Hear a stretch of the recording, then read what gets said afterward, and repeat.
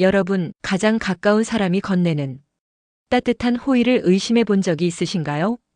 20년 넘게 응급실에서 사선을 넘나드는 환자들을 살려온 저였지만 정작 제 목을 조여오는 손길은 눈치채지 못했습니다. 그 손길이 너무나 따뜻하고 너무나 지극정성이라서 저는 그저 감사하기만 했거든요. 매일 새벽 5시, 제가 눈을 뜨기도 전 주방에선 항상 기분 좋은 소리가 들려왔습니다. 제 시어머니 최명자 여사님입니다. 시장에서 억척스럽게 자식들을 키워낸 분이죠. 8년 전 시아버님 돌아가시고 저희 집으로 모신 뒤로 어머니는 제 건강을 챙기는 걸 유일한 삶의 보람으로 삼으셨습니다. 아유, 우리 주 교수 일어났니? 어서 이리 앉아라. 이거 식기 전에 마셔야 해. 식탁 위에는 김이 모락모락 나는 진한 갈색의 즙이 놓여 있습니다. 어머니는 늘 말씀하셨죠.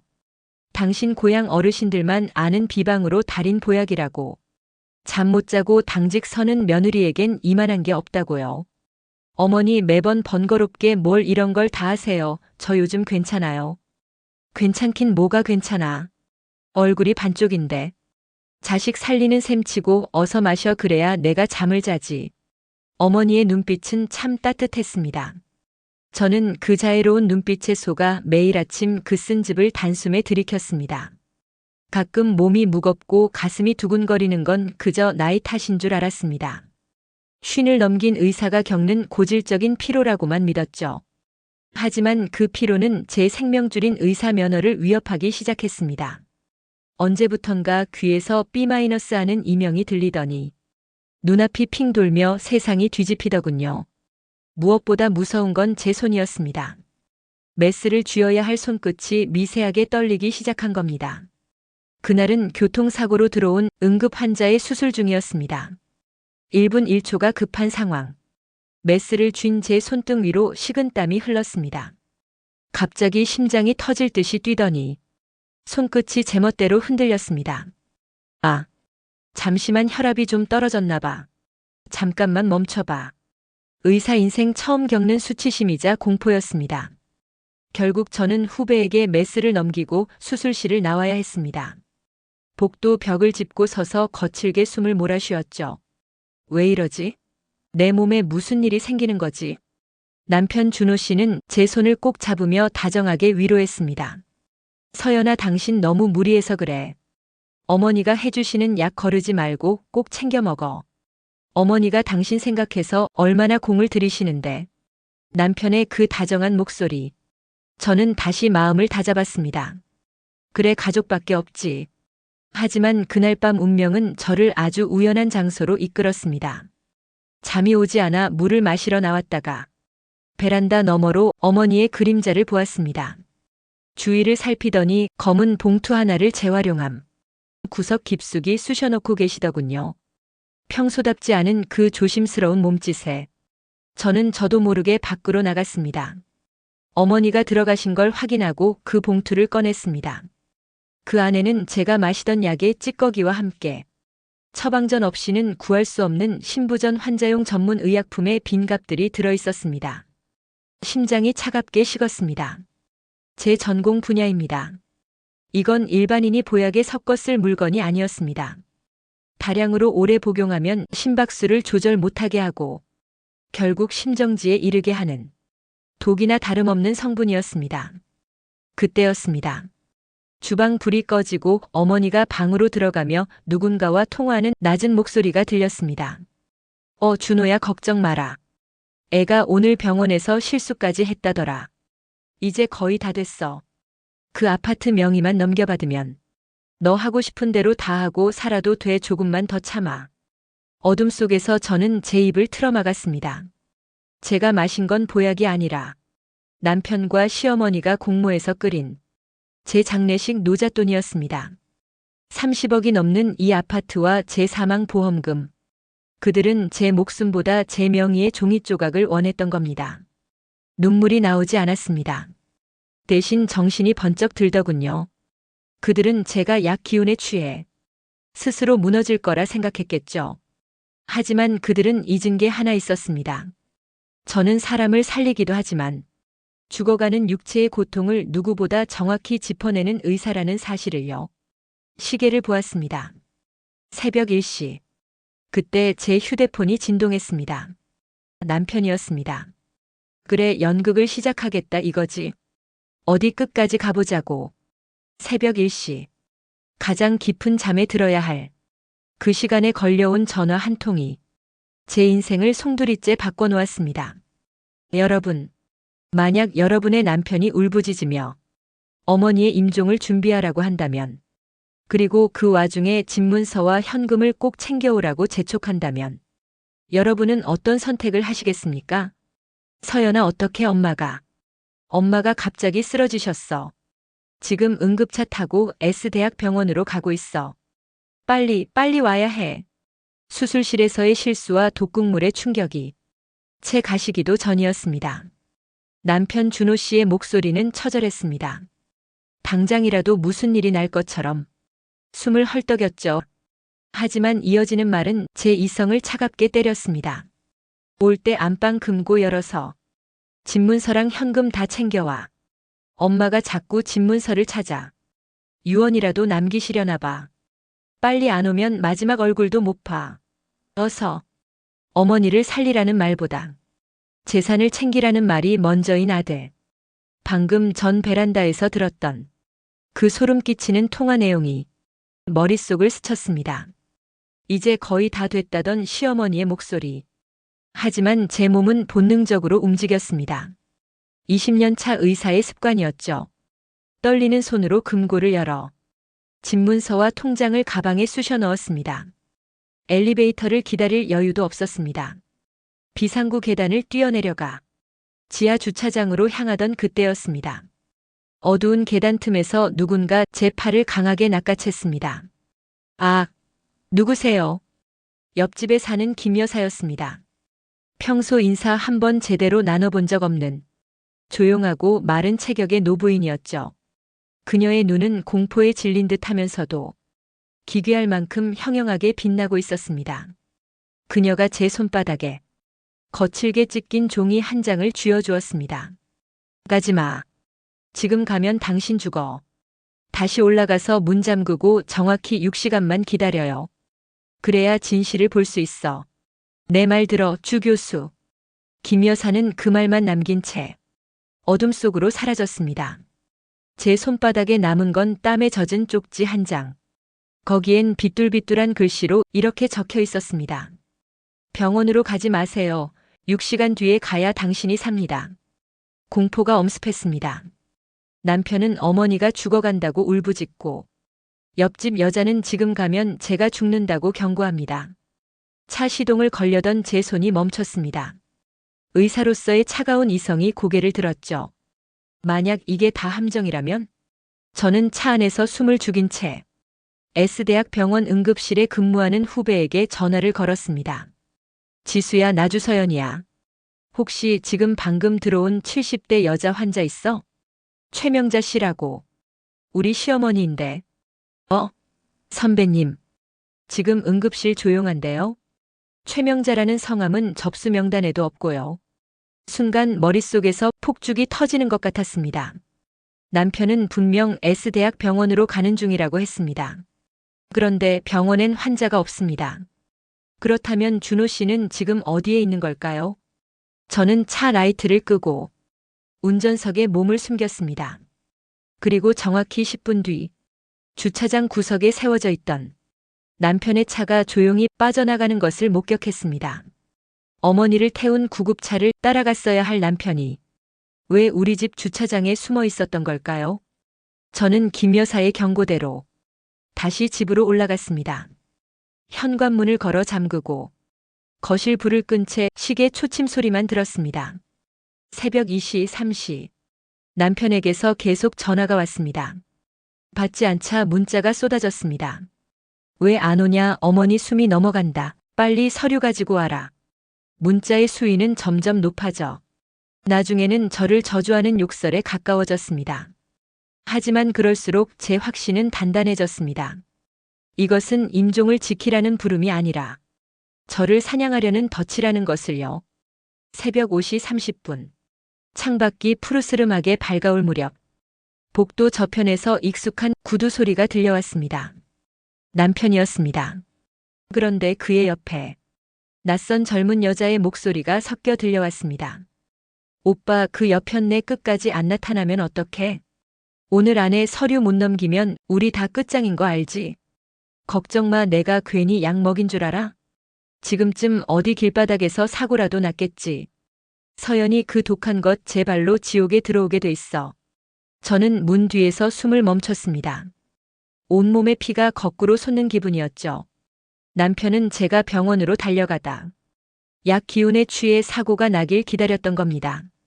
그 사이 시어머니의 가짜 발작을 이용해 제 재산을 가로챌 완벽한 시나리오를 짜놓고서요. 이제 6시간의 약속이 거의 다 되었습니다. 저는 떨리는 손을 꽉 맞잡았습니다. 이제 제가 나설 차례입니다.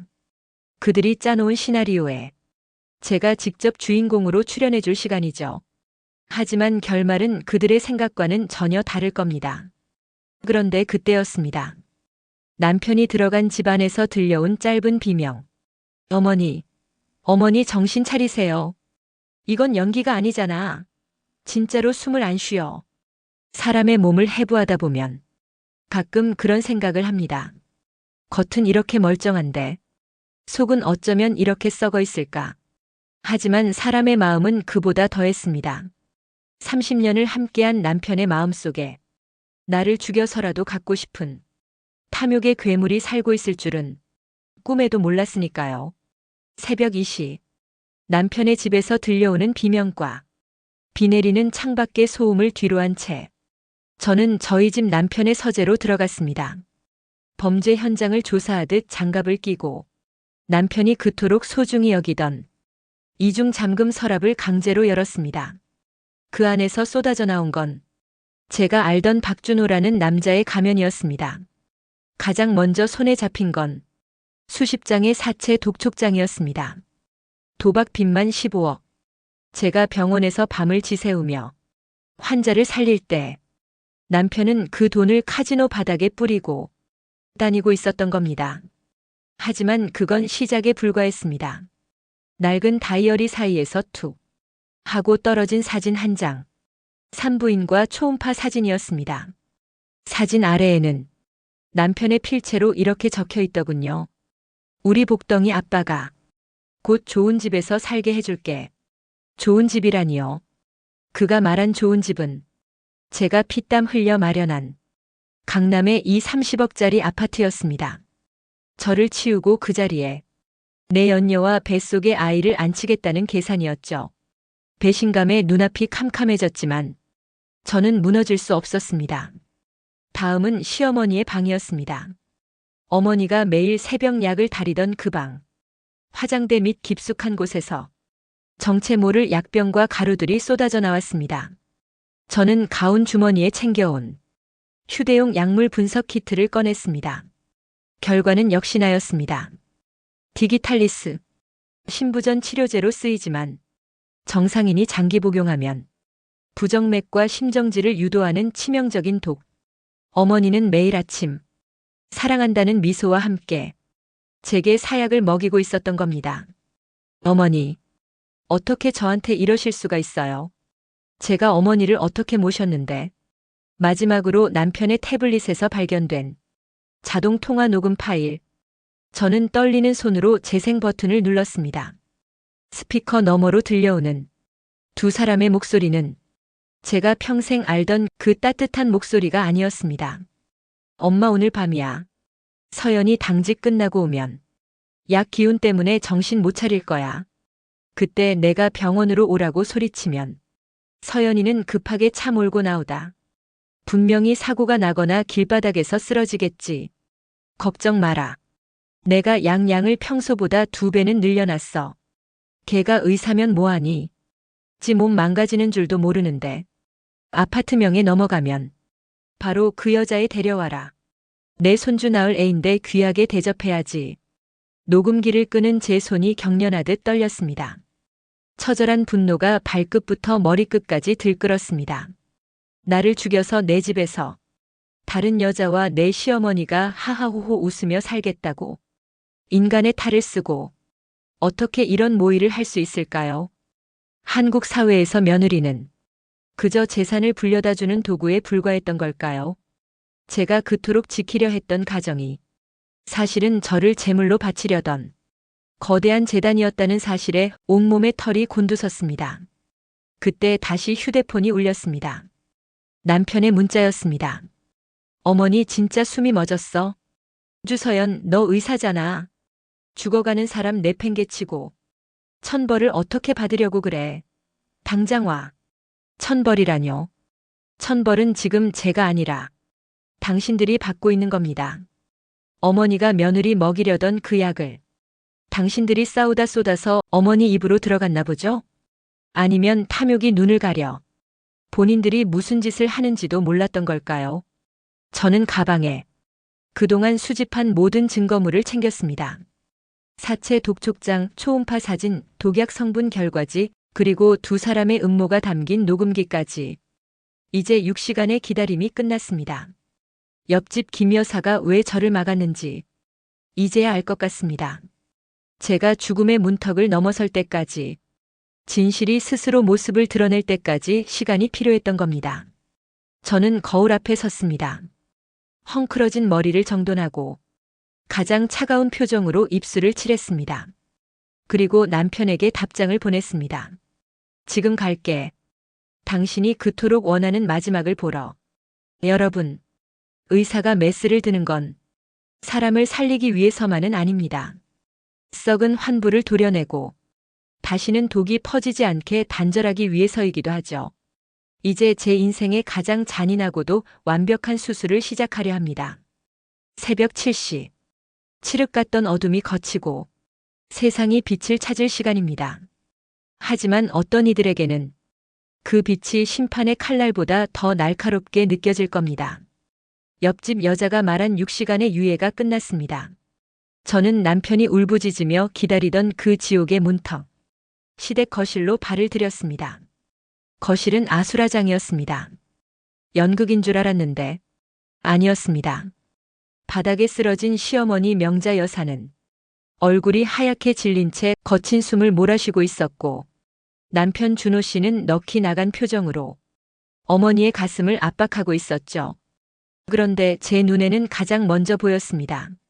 식탁 위 엎질러진 찻잔과 제가 마시던 것과 똑같은 갈색의 약 자국들이요. 서연아, 너 왜 이제 와? 엄마가 진짜 안 깨어나? 너 의사잖아, 교수잖아. 빨리 어떻게 좀 해봐. 당장. 남편이 제 팔을 붙잡고 흔들어댑니다. 하지만 저는 미동도 하지 않았습니다. 천천히 손목시계를 내려다보았죠. 7시 5분. 정확합니다. 준호 씨 진정해. 의사라고 다 살리는 건 아니야. 골든 타임이라는 게 있거든. 지금 어머니 상태를 보니까. 이미 늦은 것 같은데? 뭐?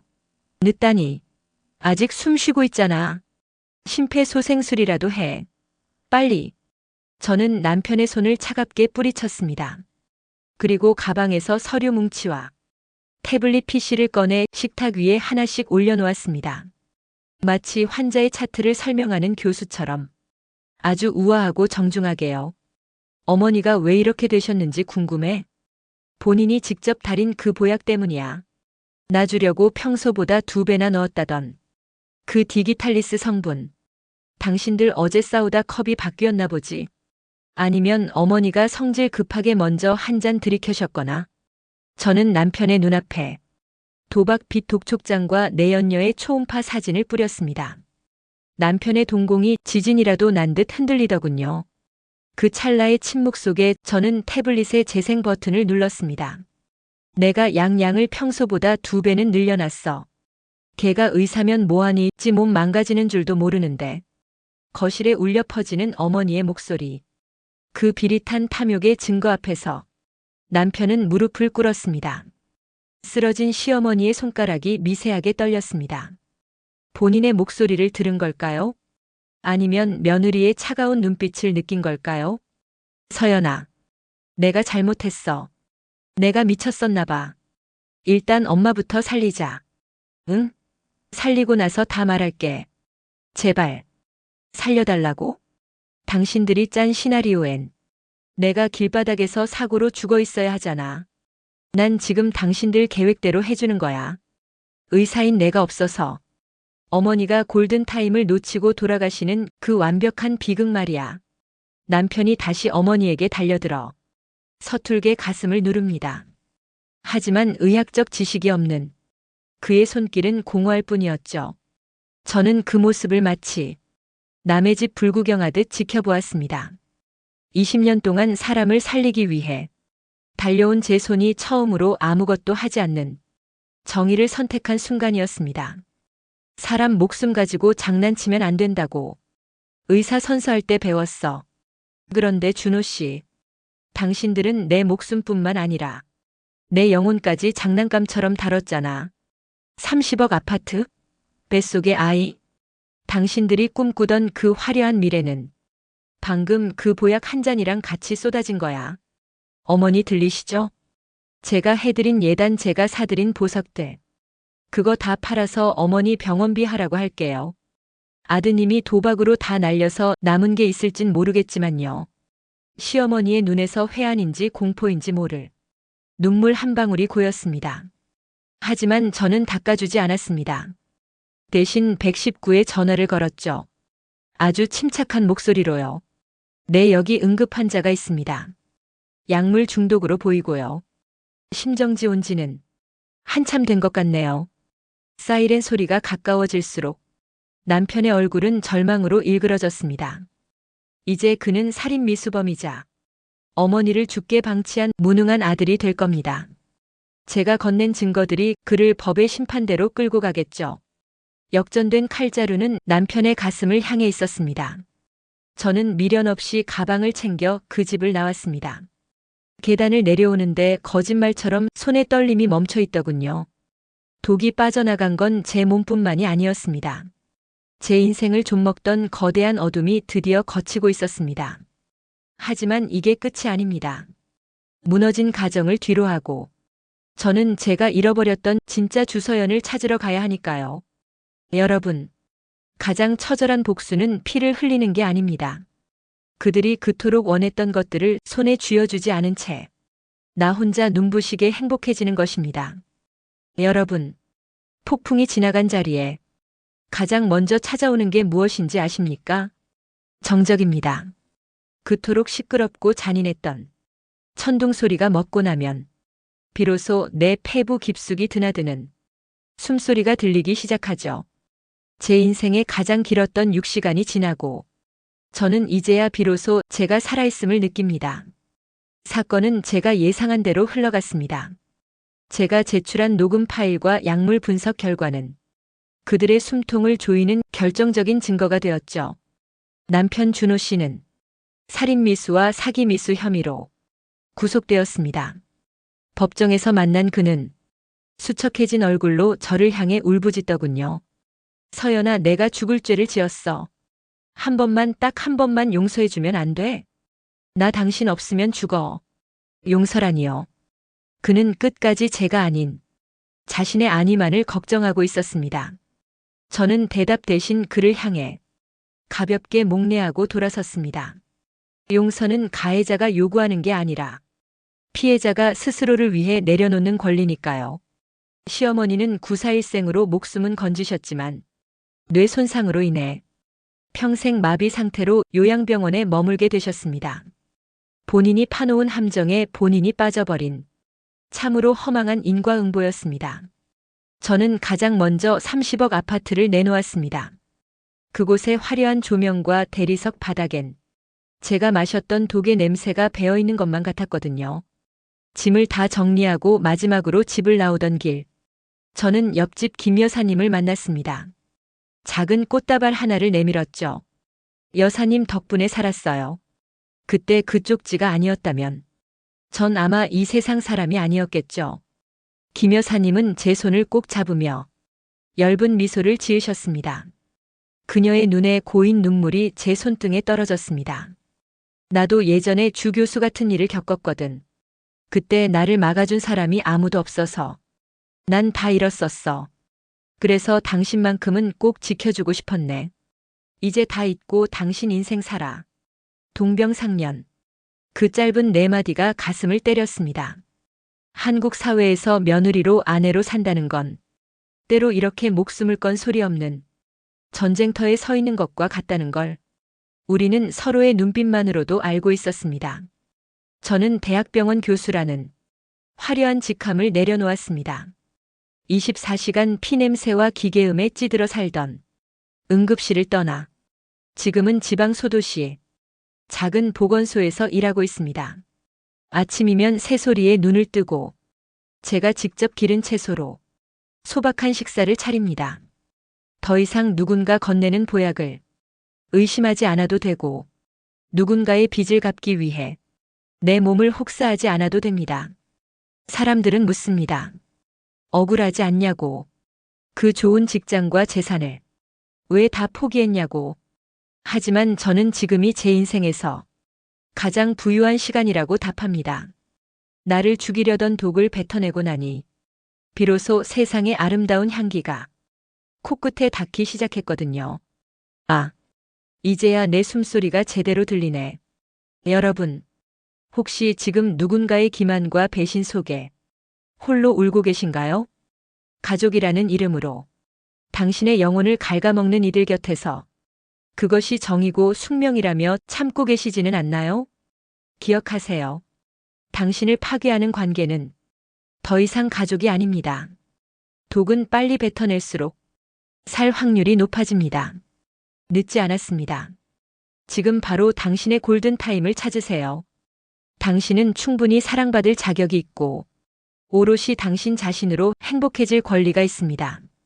오늘 제 이야기가 여러분의 마음속에 작은 빛이 되었기를 바랍니다. 저는 이제 저만의 두 번째 인생을 향해 걸어갑니다. 여러분도 여러분만의 새벽을 꼭 맞이하시길 기도하겠습니다. 시청해 주셔서 감사합니다.